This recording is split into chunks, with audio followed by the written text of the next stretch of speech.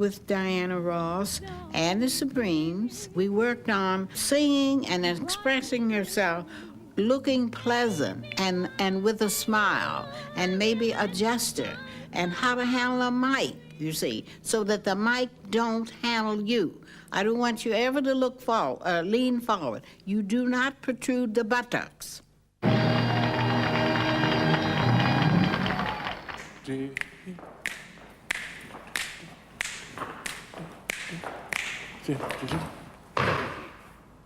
In many cases, the artists just went out and they sang and danced and they jumped around. And they wasn't accustomed to having to be concerned about projection and physical drama. You had to add a lot of movement that would be attractive to the ladies, and the ladies had to do movements that would attract the men. I've been crying, cause I'm lonely for you. Sometimes when I was working with the Supremes on that movement, Mary used to say to me, "You're trying to teach me how to look ladylike," which is exactly what I was doing, because I was giving them moves like very feminine moves where you use your shoulders, wave your hands, and all this kind of business, and keep you so that the fellas are gonna really notice what you're putting down.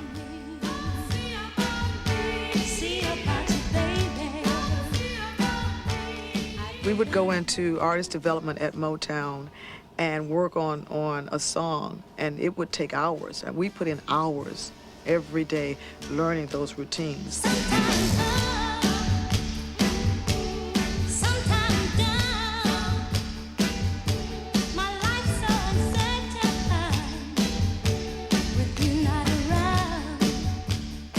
People have often said that Motown kind of made us over and made us into these sophisticated little dolls, you know. But I think that's something that we brought within ourselves.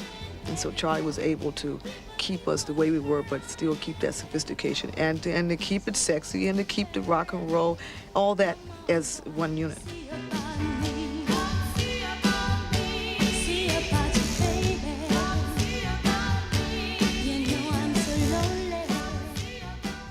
Charlie really started turning up the heat on as far as polishing us and spending more time in artist development, because it got to the point that we would be there so much that, man, we were getting tired of looking at each other. But it was worth it because they were grooming us for the real big stage, the Copacabanas, the Las Vegas, the Atlantic cities, and what have you. Sometimes we would find that a move might be quite primitive, something that you would see just on the R&B circuit. It would go something like this here.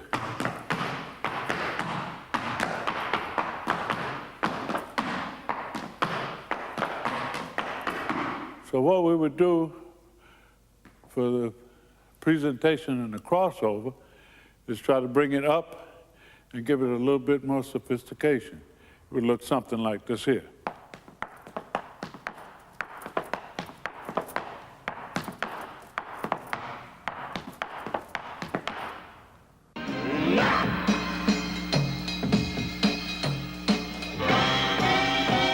By 1967, Motown acts were playing Las Vegas, The Ed Sullivan Show, and many of the biggest venues across the world.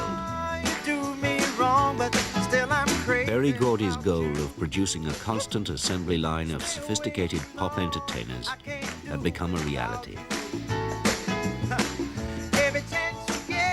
For many, Motown's success was Black America's success. A musical accompaniment to the quest for equality led by Dr. Martin Luther King. Where did I love go? Ooh, don't you want me, baby? Don't you want me no more? Ooh, baby. But to some, the Motor City Company had started to polish its artists too much for white audiences with its cabaret presentation. With a song in my heart, For these dissenters, you could still find the real soulful music, but you had to go down south.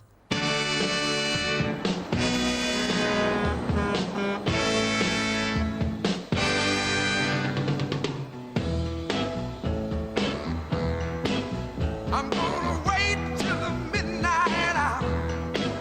Let's see my love come tumbling down. What the Temptations did, what the Four Tops did, what Diana Ross and the Supremes did, all of those were top records across the world. But they were da da da da da da da.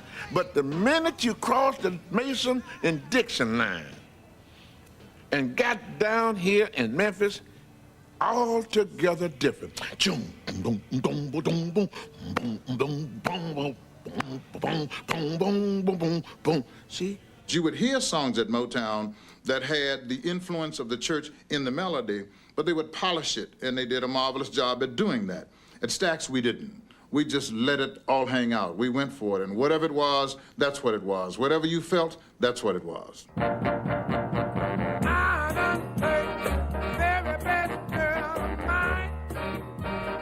Stax Records took its name from founder Jim Stewart and his sister Estelle Axton. An early hit in 1960 by local legend Rufus Thomas and his daughter Carla had convinced Stewart to produce more black music. And in 1965, Stax caught the ear of the legendary Jerry Wexler. It really turned me on to watch the way they recorded, because it was entirely different from what we had been doing in New York and from what everybody else was doing around the country, which was recording with written arrangements, arrangers, and studio players who read the charts. You didn't have to prepare music. You'd play the song for them once. The artist could sit down and play or sing them the song once. They learned the song. No music in front of them telling them go from here to there to there. They learned the song. And they had this intimate relationship with each other where if after they listened to the song once, they say, you take the first verse, you do the fills here, I'll stay out, then you can. About 2 or 3 takes, they learned the song faster than you were prepared to record it. One of the keys to the spontaneity of Stax recordings was the tight rhythm section, Booker T and the MGs. Despite the fact that Memphis in the early 60s was very much a segregated city, the Stax studio band was built around a multiracial quartet. We just looked away from the fact that it had never been done before, and we just did it. We played the black clubs, and we played the white clubs, and we stayed in white hotels, we stayed in black hotels, we ate in white restaurants and black restaurants, and we broke the rules. The MGs, along with Stax's horn section and the writer-producer team of Isaac Hayes and David Porter, powered a host of artists, including Sam and Dave, Otis Redding, and a former gospel singer Jerry Wexler was producing. Steal away, I ain't got long to stay here. I said I ain't got long to stay here. Wilson Pickett sang on a lot of gospel stuff. And one of the things, when he would get into his sort of sanctified groove on the end, you know, he would go, oh, I want to wait till the midnight hour, see my Jesus in the midnight hour, and that kind of stuff, you know. It's kind of an ID for this guy, you know. I would always put that in somewhere in the song, in the midnight hour, in the gospel song. I may meet Jesus. It may be soon in the morning, or it may be in the midnight hour, you see.